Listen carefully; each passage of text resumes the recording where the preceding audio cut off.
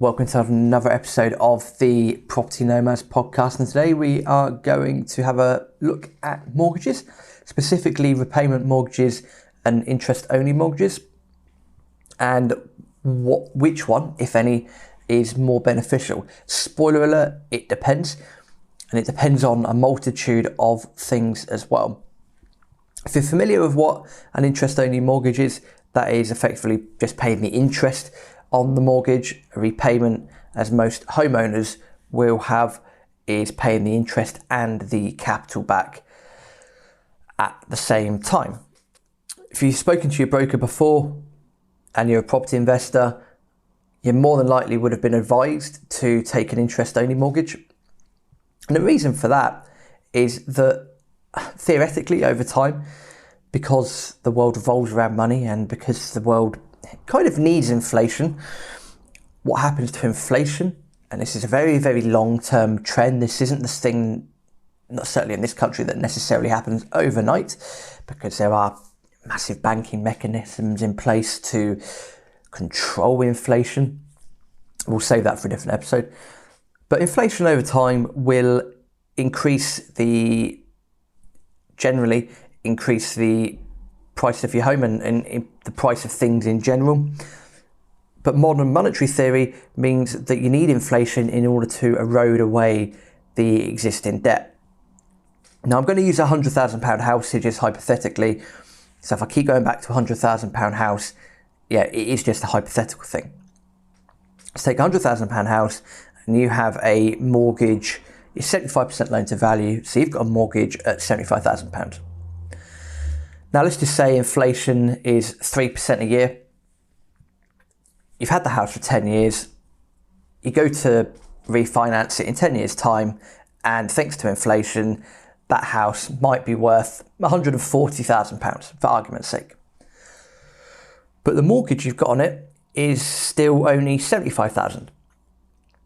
So rather than having £25,000 of equity at the start, 100 minus 75, you've now got a mortgage at £75,000, but your house is worth £140,000. So you've now built in £65,000 worth of equity. That's £140,000 minus the mortgage at £75,000. So because of economics and because of time doing its thing, you have built up £40,000 worth of equity there, which is fantastic. And that trend more than likely will continue over time. The reason for that is because inflation is a vital part of the economy as we know it. That might be difficult to see in the here and now. It's only when 15, 20, 25 years time, that's when you'll be able to sit down and look back at it and go, "Ooh, I'm glad I bought that house for £100,000 for argument's sake." So that's interest-only mortgages. That's a good example of why you might want to do that if you've got a very long-term output and want to work with the economics of the world. Capital and repayment. Capital and repayment mortgages are also good, and some investors do use them. Why? Some investors might not trust the economics. Some investors might want to be mortgage-free further on down the line. There's absolutely nothing wrong with that at all. Let's take the same £100,000 house, £75,000 mortgage. You go and refinance it in 10 years' time, and let's say the property's worth £140,000. But because you've been paying the capital and the interest off the mortgage in the 10 years, you might find that your mortgage that's left is £40,000. So you started off with a £100,000 house, £75,000 mortgage, so £25,000 equity. Because you've been paying the interest and the capital off, you go to refinance, the house is worth £140,000, but you've only got £40,000 left to pay on your mortgage.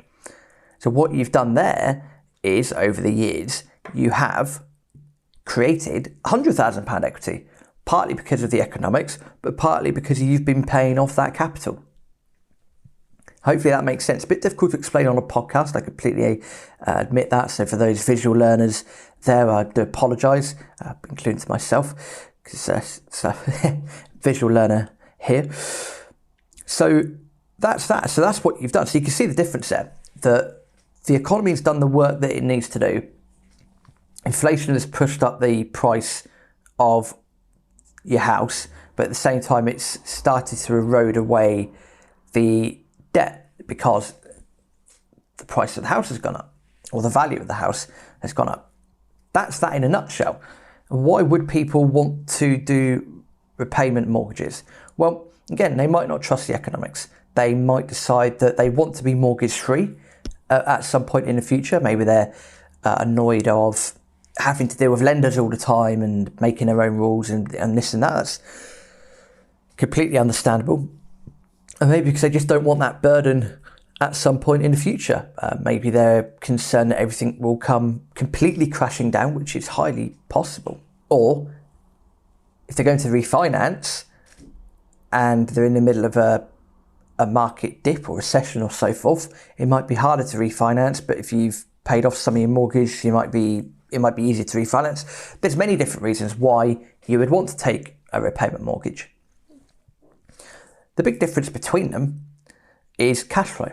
Now, most investors are going to be in the property game for the cash flow, to create those assets, to purchase those assets, create assets so that you can go off and enjoy lifestyle X, Y, and Z, do whatever they want to do around the world. They might not want the hassle of mortgages. That is completely understandable. We've recently refinanced a few properties in the portfolio, and a couple of them have been relatively straightforward.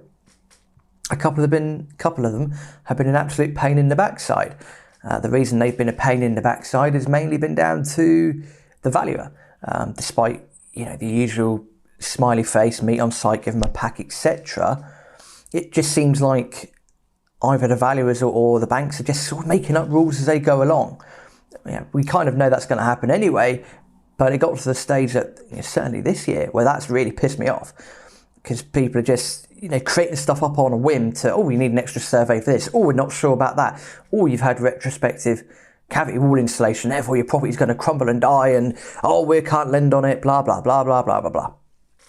All this shit that people are making up kind of almost broke my tether, just to the point where I said, sod it. I know we're on interest only, but actually, hang on a minute, I'd like to be mortgage free at some point in the future. Not because I'm scared of debt. I haven't got an issue with that, especially when it's good debt. I haven't got an issue with the debt. It's the fact that you don't have to go for this absolute rigmarole of dealing with lenders and jumping through all their hoops and all that mumbo jumbo.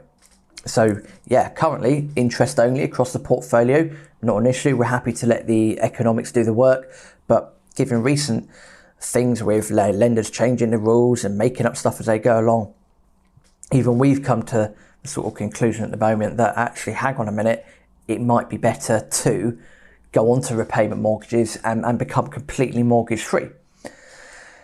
The reason why I say it depends is because if you say that on these various property groups online, a clubhouse, etc., people, a lot of interest only people will poo-poo the idea. So they talk about leverage and leveraging the bank's money, to do that. Why would you, if you had a portfolio of 20 properties and you had a value of 75% loan to value, you could use that property to buy more property, etc., etc., etc. We can go around and round in circles, as it probably sounds like I'm doing. We could go round in circles with this debate. Really, it depends on you. It depends on your strategy. It depends on your belief in the economics. It depends on whether you like dealing with lenders or not. You might never want to deal with lenders ever again. So you might want to go down to the repayment option. There's really no right or wrong. And I say this in the books, and I say this when I speak to people. There is no right or wrong with property investing. As long as you do it under this ethical umbrella, so it's within the parameters of the law, you can do what you want in property. Do what works for you, do what works for your strategy, do what works for your lifestyle. If you want to get into a healthy debate with someone online about it, absolutely fine. Now, I know many successful property investors whose portfolios are strictly repayment because they don't want, it's not the financial burden they don't want, but they don't want to pass on all that good debt to their kids. The reason for that is they don't There's a couple of them simply they don't like dealing with the lenders. They don't feel like they have the control that way. They want the control. Perfectly understandable. People that do interest only will say, yeah, but you should leverage the bank's money. If you're going to do that, you can, end up buying more. You can buy, then you can have X amount of properties. Fine. And then you get some people that are balanced. You get some people that are in the middle and go, actually, do you know what? I'm happy with a 50% gearing in my portfolio and having a portfolio of 20 properties, for example. Fine, do whatever works for you. In a nutshell, that's it. Do what works for you, speak to your broker, have that end in mind. What is the end? What's the end goal of you being in property? What do you want to achieve? What do you want to get out of it? And that might help you to make your decision when deciding whether to go repayment or interest only. The key difference between the two is that interest only mortgages, 9 times out of 10, will be cheaper than repayment mortgages. So if you're in this for the cash flow, you might find that for cash flow purposes, it's going to be far more beneficial to have interest only mortgages rather than repayment mortgages. Again, that's something you have to think about and decide, have a chat with your broker. That is down to you to decide in due course. Caveat I should have given at the start of the episode, I'm not a financial advisor, so please, this is not financial advice. Do chat with the relevant professionals within your power team in order to figure that out. So interest only, repayment mortgages, it depends on your strategy, it depends on your economic outlook, it depends what you want to leave behind for your children, all of that sort of stuff. Think about that, chat with your broker, and then design something that works for you. Key difference is if you're in it for the cash flow, you're more than likely to go for the interest only options purely because the cash flow from the properties will be better.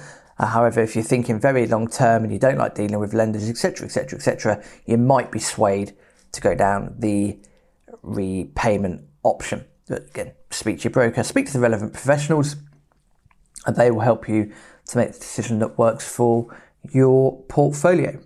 We're going to have a new intro, a new outro in due course on the podcast. But just a reminder, you can connect with us on the social media platforms that we use. You can also email myself, rob@tpmpodcast.com. Do check out the books on Amazon as well, Buy to Let, How to Get Started, and also 101 Top Property Tips. Also working on another book as well at the time of recording. So watch this space, links are in the show notes. Until next time, auf Wiedersehen.